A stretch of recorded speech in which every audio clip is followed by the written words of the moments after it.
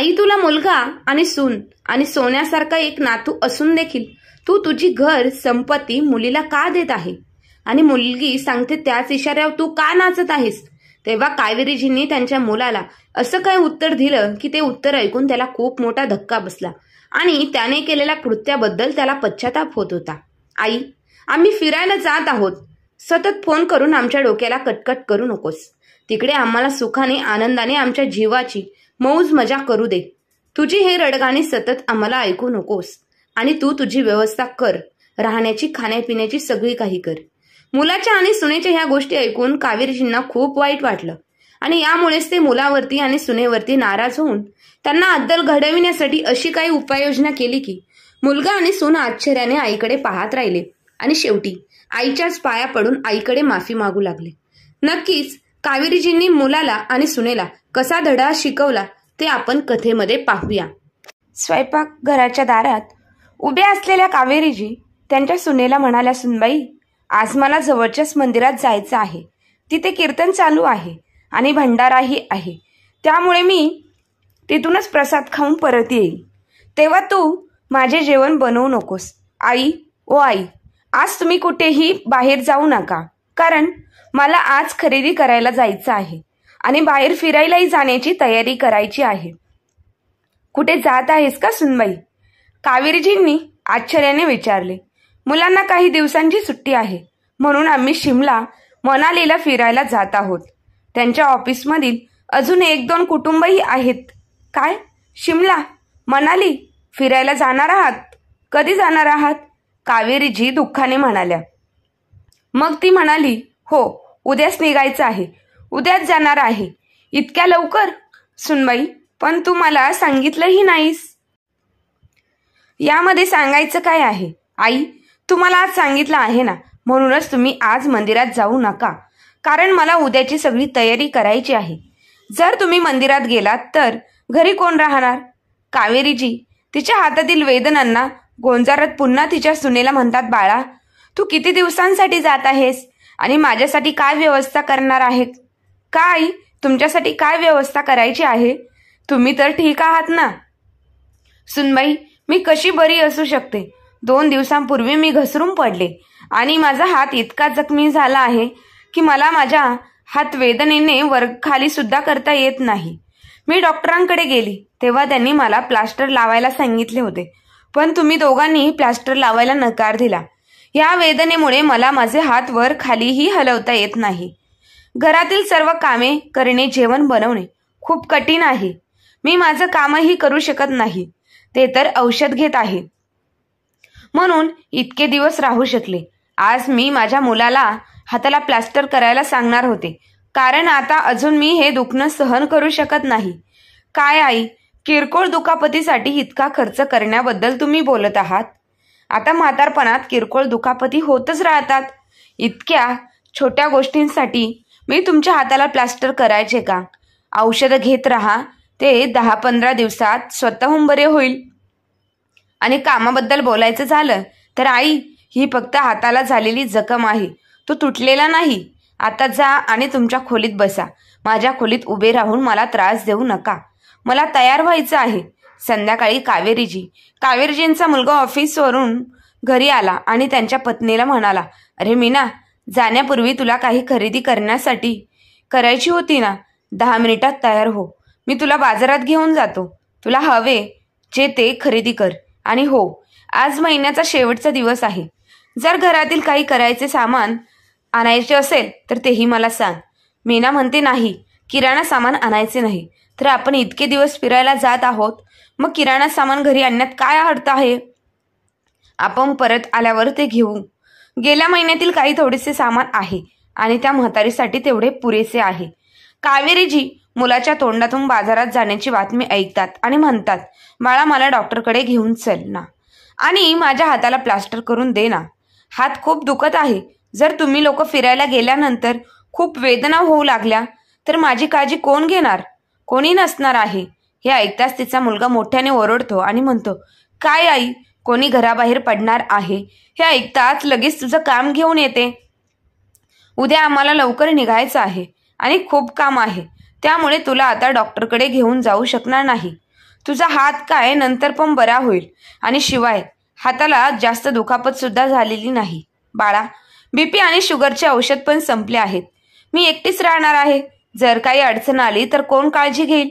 कावेरीजी हे बोलतात सुनबाई देखील खोलीतून बाहेर आली आणि मोठ्याने ओरडली, आई, 10 दिवसात तुम्हाला काहीही होणार नाही. औषधांशिवाय मरणार नाहीत तुम्ही. मुलगा आणि सूनबाई जोरात बाजारात ओरडत निघून गेली.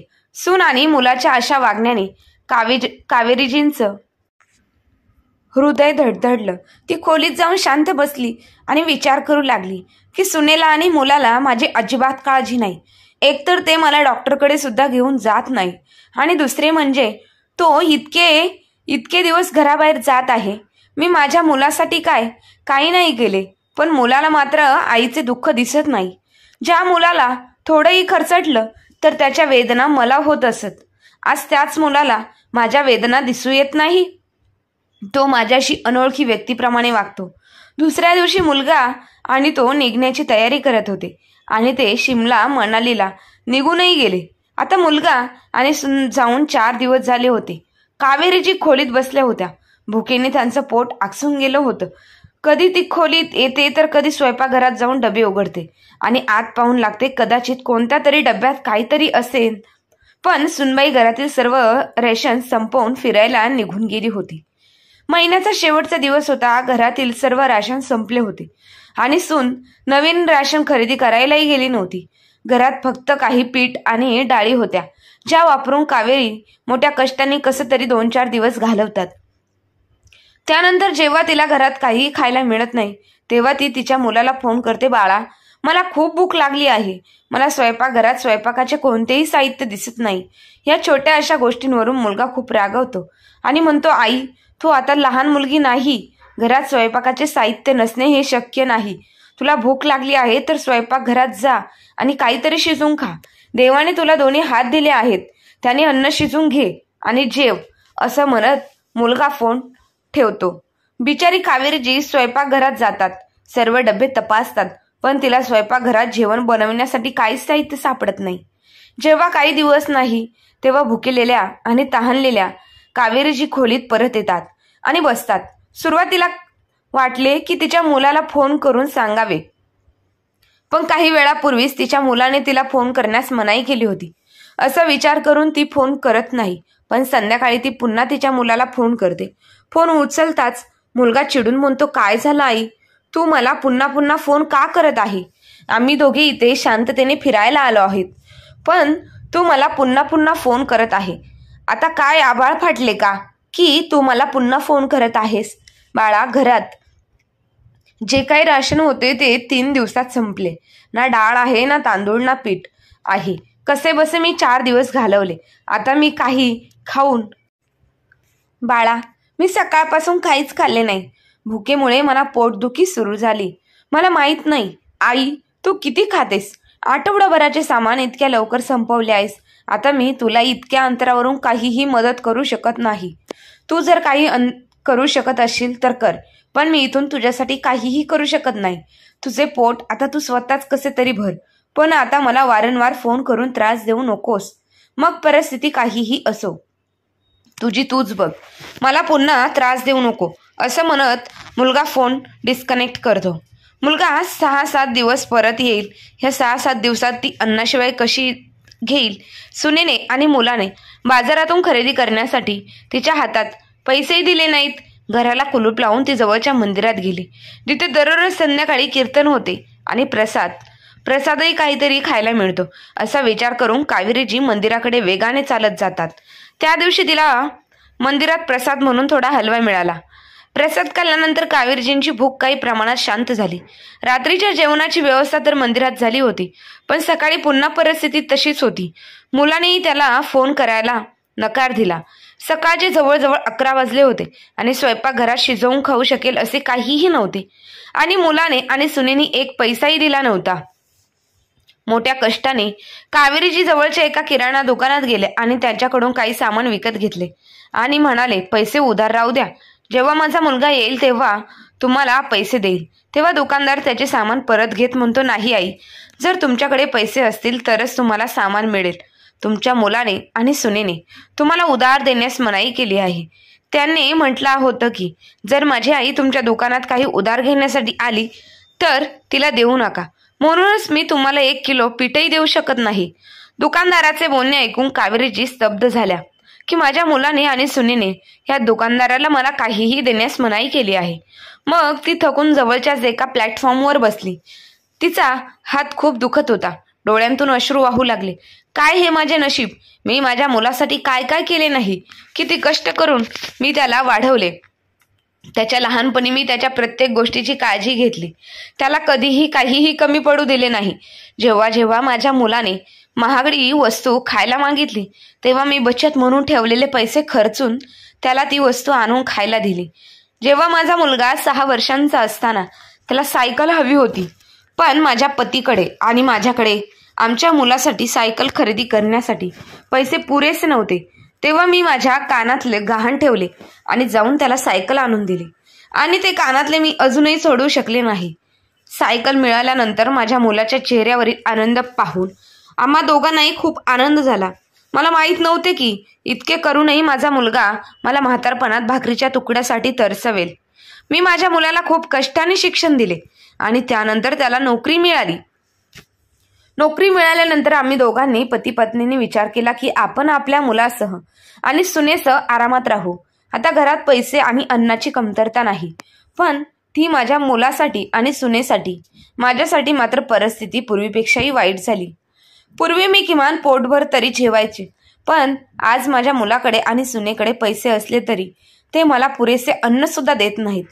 ते मला औषधांसाठी पैसेही देत नाही किंवा माझे छोटे मोठे खर्चही भागवत नाही.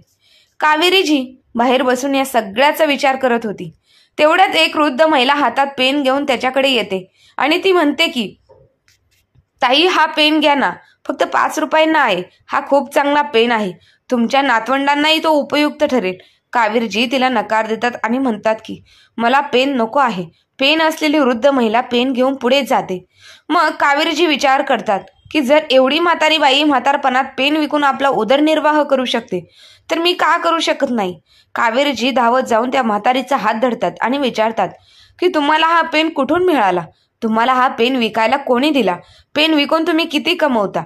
तुम्हाला त्यात काही मिळते का. मग पेन विकणारी वृद्ध महिला म्हणते की ताई, जवळच ते खूप मोठे दुकान आहे जिथे दुकानाचा मालक बसून रस्त्याच्या कडेला आमच्यासारख्या वृद्धांना आणि मुलांना पेन विकायला देतो.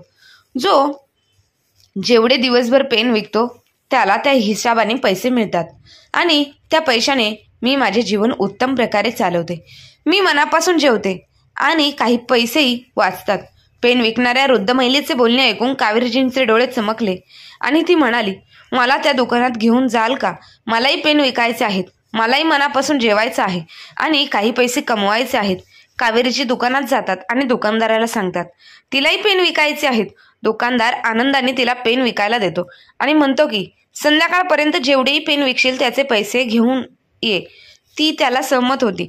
अशा प्रकारे कावेरीजी रस्त्याने जाणाऱ्या वाहनांना आणि लोकांना पेन विकायला सुरुवात करतात. पण जगाने तिच्या मुलाबद्दल गैरसमज करू नये म्हणून कावेरी तिच्या साडीच्या पदराने तिचा संपूर्ण चेहरा झाकते. ती फक्त तिचे डोळे उघडे ठेवते, बाकीचा चेहरा बंद ठेवते, जेणेकरून तिला कोणीही ओळखू नये. पहिल्याच दिवशी 20 पेन विकले जातात आणि त्या बदल्यात तिला काही रुपये मिळतात. कावेरीजी पैसे घेऊन दुकानदाराकडे जातात. ती 2 किलो पीठ आणि 1 किलो तांदूळ विकत घेते आणि घरी जाते. आणि दुसऱ्या दिवशी सकाळी लवकर उठून कावेरीजी त्या पिठापासून स्वतःसाठी भाकरी बनवतात आणि पोटभर जेवण केले. त्यामुळे तिला खूप आराम वाटत होता आणि पोट आणि मन भरल्यामुळे ती घरातील सर्व कामे लवकर पूर्ण करू शकली आणि नंतर पेन विकण्यासाठी जाऊ लागल्या. तिला हे सगळं करताना मजा येत होती, कारण यामुळे तिचे पोट भरत होते. ते आणि तिला तिच्या मुला आणि सुनेसमोर भीक मागावी लागत नव्हती. नाहीतर 2 भाकरीच्या बदल्यात तिचा मुलगा आणि सून तिला खूप काही बोलत होते.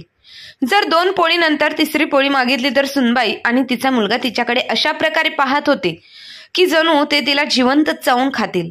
किती दिवस झाले होते त्यांनी पोटभर जेवलेही नव्हते. कावेरीजींना हे सर्व काम खूप आवडत होते, पण कुठेतरी त्यांना भीतीही वाटत होती की कोणीतरी त्यांना ओळखले.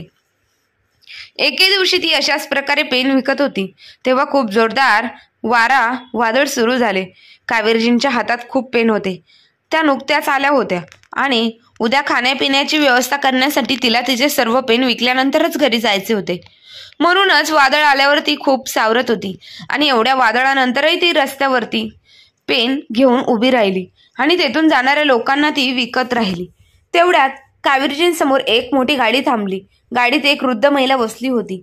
ती कावेरीजींकडे खूप काळजीपूर्वक पाहण्याचा प्रयत्न करत होती आणि तिला ओळखण्याचा प्रयत्न करते, पण तिच्या चेहऱ्यावरील पदरामुळे ती तिला नीट ओळखू शकत नाहीत.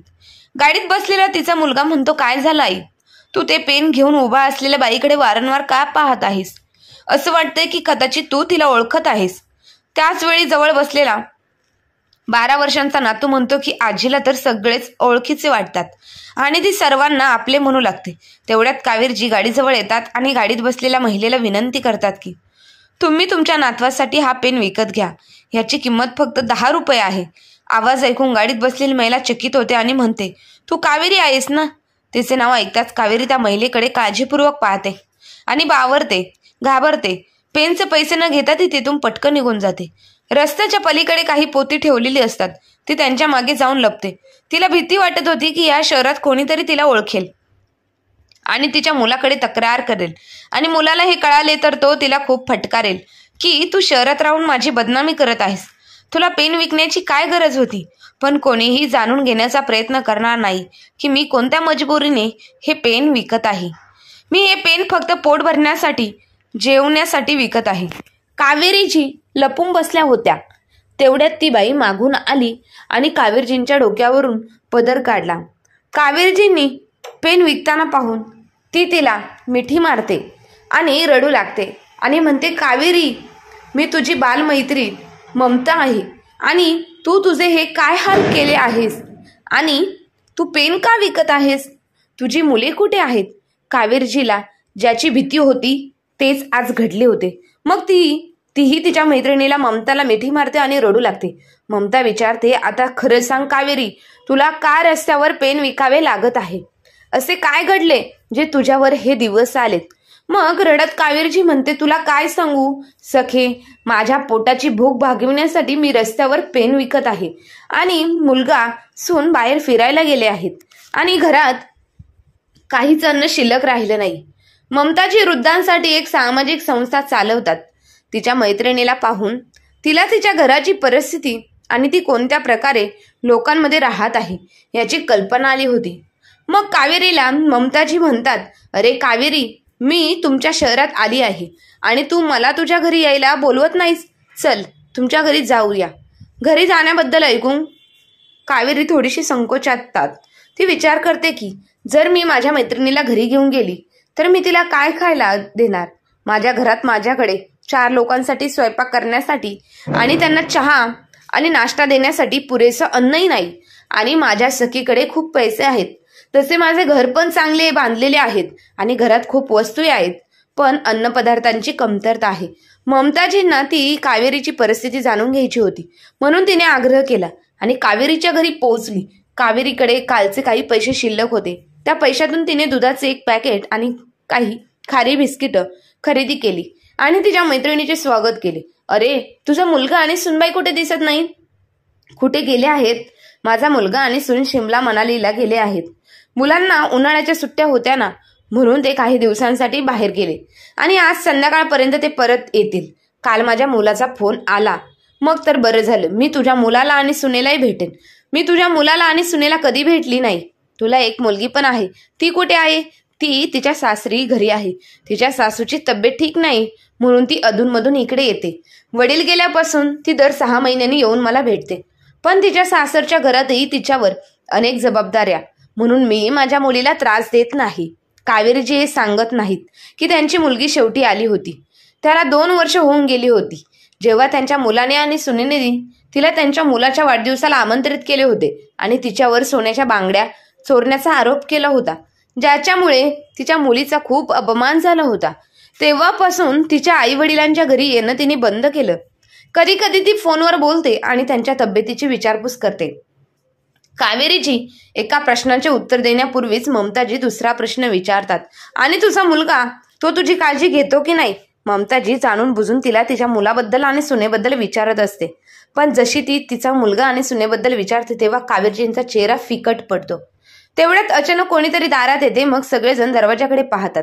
दरवाजाकडे पाहून कावेरीजींना धक्का बसतो, कारण तिची मुलगी आणि जावई तिच्यासमोर उभे होते. मग मुलगी धावत येते आणि तिच्या आईला मिठी मारते. तिच्या आईची अवस्था पाहून तिला खूप वाईट वाटते. ममताजी तिला तिच्या आईबद्दल सर्व काही सांगते की ती आई रस्त्यावर पेन विकून आपला उदरनिर्वाह करते. हे ऐकून निशा खूप रडते आणि म्हणाली, आई, इथं खूप काही झालं, पण तू मला का सांगितलं नाहीस? बाळा, तुझ्यावर आधीच खूप जबाबदाऱ्या आहेत. माझ्या समस्या सांगून मी तुला आणखीन त्रास नाही देऊ इच्छित. पण मला सांग, तू अचानक इथं कसं आलीस? आई, मी सोशल मीडियावर भाऊ आणि वहिनी मनालीला फिरायला गेलेले फोटो पाहिले. मग मी विचार केला की वहिनी घरी नाही तर मग तुला भेटूनच येऊया. नाहीतर मी विचार केला होता की मी वहिनीसमोर कधीच घरी येणार नाही. पण जोपर्यंत माझी आई आहे तोपर्यंत मी माझे माहेर आणि माझी आईला कधीही सोडणार नाही. तुला न भेटणे मला सहन झाले नाही. मग ममताजी म्हणतात की तू खूप चांगलं केलंस बाळा, की तू तुझ्या आईला भेटायला आलीस. आता तू फक्त तुझ्या आईला समजावून सांग, तुझ्या भाऊ आणि वहिनी तुझ्या आईशी नीट वागत नाही. एवढे तर मी समजू शकते. तुला काही हवे असेल तर मला सांग. मी एक समाजसेवा संस्था चालवते. तो कोणताही संकोच न करता मोकळ्या मनाने माझ्याकडे ये. मी तुला सर्व प्रकारे मदत करेन. आता मला निघायला हवे.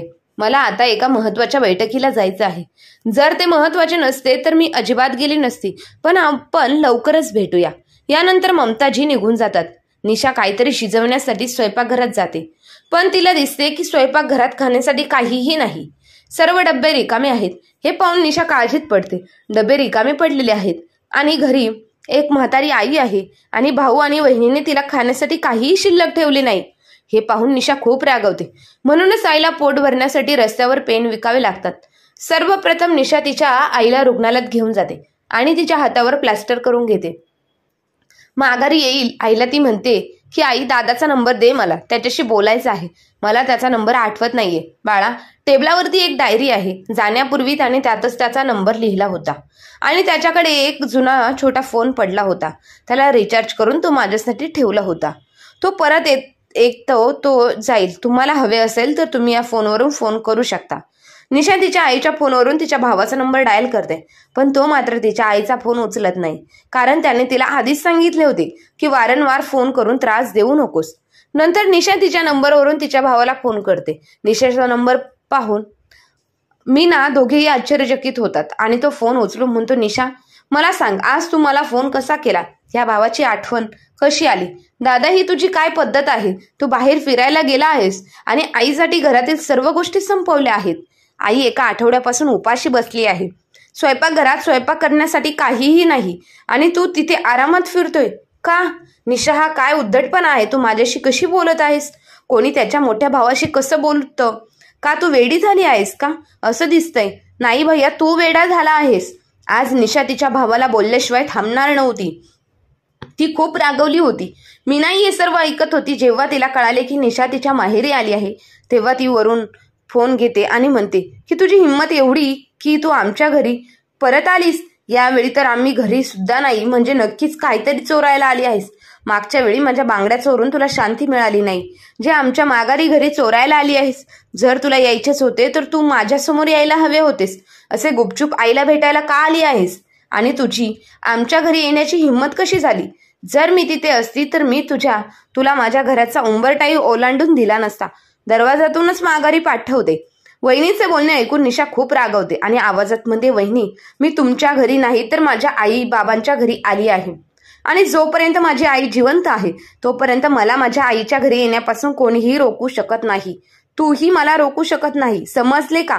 मग मीना फोनवर ओरड म्हणते की तू असे ऐकणार नाही. मी एका तासात येते आणि तुला धक्का मारून घराबाहेर काढते. नाही काढले तर माझे नाव बदल. ठीक आहे वहिनी, ये, मी पण तुझी वाट पाहत आहे. असं म्हणत निशा फोन डिस्कनेक्ट करते. इथे निशा तिच्या आईला समजावून सांगते, आई, तू किती दिवस दादा आणि वहिनीसोबत गुदमरून राहणार आहेस? दोघेही तुला पुरेसे अन्नही देत नाही. तू घरातील सर्व काही कामं करतेस. ते स्वतःवर खूप पैसे खर्च करतात, फिरतात, बाहेर जातात, चित्रपट पाहतात, खरेदी करतात आणि पार्टी करतात. पण जेव्हा तुझ्यावर खर्च करायची वेळ येते तेव्हा काहीच करत नाही. वरून स्वयंपाकघरात खाण्यासाठी किंवा पिण्यासाठी काहीच सोडून जात नाही. तुला डॉक्टरांकडे घेऊनही जात नाही. हे घर आमच्या वडिलांनी बांधले आहे आणि ते तुमचं आहे, ते तुझ्या नावावर आहे. तरी तुला ह्या घरात अनोळखी माणसासारखे राहावे लागत आहे. तुला उपाशी मरावे लागत आहे. आता तुला स्वतःसाठी काही पावले उचलावे लागतील. निसाचे बोलणे ऐकून कावेरीजी निराश होतात आणि म्हणतात, बाळा, मी काय करू शकते? माझ्या सुनेला आणि मुलाला ह्या म्हातारपणी सोडून मी कुठे जाऊ? आई, जाण्यासाठी अनेक मार्ग आहेत, पण तुलाच धाडस दाखवावे लागेल. आई, हे घर तुझ्या नावावर आहे आणि खूप मोठे सुद्धा आहे. जर तू ते भाड्याने दिले तर खूप पैसे कमवू शकशील, ज्याच्यामुळे तुला तुझा खर्च आरामात करता येईल. पोट भरण्यासाठी तुला गुपचूप पेन विकावे लागणार नाही आणि तू पोटभर जेवू शकशील. खरेच बाळा, हे घडू शकते? हो आई, नक्कीच असं होऊ शकतं. आणि जर आपल्याला गरज पडली तर आपण ममता मावशीलाही फोन करू. ती नक्कीच आपल्याला काहीतरी मदत करेल. निशा, तू आईला का भडकवण्याचा प्रयत्न करत आहेस? तुला लाज वाटत नाही का तिला तिच्या सून आणि मुलाविरुद्ध भडकवायला? बॅग अंगणात ठेवताना वरून म्हणतो, नाही वरून, आई आणि मुली अशा ऐकणार नाहीत. मीना निशाचा हात धरून तिला धक्के मारत घराबाहेर काढू लागते. निघ माझ्या घरातून, मोठी आली आईला सल्ले देणारी. मुलीचा हात सुनेपासून सोडवत कावेरीजी म्हणतात, सावधान सुनबाई, जर तू माझ्या मुलीला माझ्या घरातून बाहेर हकलवून काढण्याचा विचार केला तर माझ्यापेक्षा वाईट कोणीही नाही. मग मीना म्हणते, तू पाहतोस ना, बघ तुझ्या बहिणीने तुझ्या आईला किती भडकावले आहेस. तुझी आई आता बोलू लागली आहे. अरे, असे दिसते की ह्या वृद्ध महिलेलाही तिच्या मुलीसह घर सोडावे लागेल. आपली मैत्रीण आणि मुलगी यांच्या समस्याने कावेरीजींची हिंमत वाढली होती. त्यामुळे ती धाडस दाखवत तिच्या सुनेचा हात धरून तिला घराबाहेर काढते आणि म्हणते, लक्षपूर्वक ऐक सुनबाई, हे घर माझे आहे. तू मला आणि माझ्या मुलीला या घरातून कधीही बाहेर काढू शकत नाहीस. तू कितीही प्रयत्न केले तरी तू मला आणि माझ्या मुलीला या घरातून बाहेर काढू शकणार नाही. जेव्हा जेव्हा मला वाटेल तेव्हा मी माझ्या मुलीला माझ्या घरी बोलवेल. तुझ्यामुळे माझी मुलगी गेल्या 2 वर्षांपासून तिच्या माहेरी येऊ शकली नाही. माझ्या मुलीला या घरातून बाहेर काढत होती. आता मी तुम्हा दोघांनाही या घरातून बाहेर काढत आहे. आत्ताच निघा माझ्या घरातून. तुम्ही ज्या बॅगा सोबत आणल्या होत्या त्याच घेऊन या. घरातून परत निघा आणि पुन्हा माझ्या घरी येण्याची हिंमतही करू नका. दरम्यान निशा ममताजींना फोन करते. ममताजी पटकन त्यांची बैठक संपवतात आणि तिथे येतात आणि म्हणतात, जर हे घर कावेरीच्या नावावर आहे आणि तिला वाटत असेल की तुम्ही या घरात राहू नये, तर तुम्ही तिच्या इच्छेविरुद्ध या घरात राहू शकत नाही. जर तुम्हाला मी काय म्हणत आहे हे समजत नसेल तर आम्ही तुम्हाला कायदेशीररित्या समजावून सांगू. तुम्ही तुमचे सामान घेऊन शांतपणे हे घर सोडणे तुमच्या हिताचे आहे. तुम्हाला ह्या घरातून तुमचे सामान बाहेर काढण्यासाठी 2 दिवसांचा वेळ देण्यात येत आहे. त्यानंतर कावेरीजी हे घर भाड्याने देतील आणि त्यातच भाड्यातून मिळणाऱ्या पैशांतून तिचा खर्च भागवेल. स्वतःसाठी औषध आणि जेवणासाठी तुमच्यासमोर भीक मागावी लागणार नाही. अशा प्रकारे कावेरीजी तिच्या मुलाला आणि सुनेला घराबाहेर काढतात. मुलगा आणि सून खूप विनंती करतात की त्यांना या घरात राहू द्या. आता आम्ही तुमच्याशी असे वागणार नाही. परंतु कावेरीजी त्यांची सून आणि मुलाच्या वागण्याने खूप दुःखी होत्या आणि गेल्या महिन्यापासून तर त्यांना इतका त्रास दिला होता की त्यांना त्यांच्या सून आणि मुलामध्ये रसच उरला नव्हता. त्यांच्या हाताला इतक्या वेदना होत असतानाही त्यांच्या मुलाने आणि सुनेने त्यांना रुग्णालयात नेले नाही. त्या पूर्ण महिना वेदनेने त्रस्त होत्या. जेव्हा तिची मुलगी आली तेव्हा ती तिला हॉस्पिटलमध्ये घेऊन गेली. त्यावेळी मुलगा आणि सून आरामात फिरायला गेले आणि मागे तिला उपाशी ठेवले. या सर्व गोष्टी कावेरीजींच्या मनात वारंवार येत राहिल्या, ज्याच्यामुळे ती मुलगा आणि सुनेला माफ कधीही करू शकली नाही आणि त्यांना बाहेर काढून ती तिच्या घरात आरामात राहू लागली. तिने स्वतःसाठी 2 खोल्या ठेवल्या आणि बाकीचे घर भाड्याने दिले. भाड्यातून येणाऱ्या पैशांतून त्या स्वतःच्या खाण्यापिण्याचा आणि औषधांचा खर्च करू लागली. आता तिला तिच्या सुनेसमोर आणि मुलांसमोर छोट्या मोठ्या गोष्टींसाठी अवलंबून राहावे लागत नव्हते किंवा त्यांच्याकडे भीक मागावी लागत नव्हती. जर तिला काही समस्या आली तर ती डॉक्टरकडे जाऊ शकत होती, कारण आता तिच्याकडे पैसे होते. तर मित्रांनो, म्हातारपणात आपल्याकडे काही पैसे असणे खूप महत्वाचा भाग आहे. आपण आपल्या मुलांसाठी सर्व काही करतो, पण आपण आपल्या म्हातारपणासाठी काही पैसे वाचवले पाहिजेत, जेणेकरून आपल्याला आपल्या मुलागा आणि सुनेसमोर छोट्या छोट्या गरजांसाठी हात पसरावे लागणार नाही. मुलगा सून कितीही चांगले असले तरी काही पैसे तुमच्या सोबत ठेवा, जे तुमच्या म्हातारपणाचे खरे साथीदार होतील. तर मित्रांनो, तुम्हाला आजची आमची कथा कशी वाटली? आवडली असेल तर नक्कीच कमेंट करून सांगा आणि आपल्या चॅनलला लाईक, शेअर, सबस्क्राईब नक्की करा. धन्यवाद.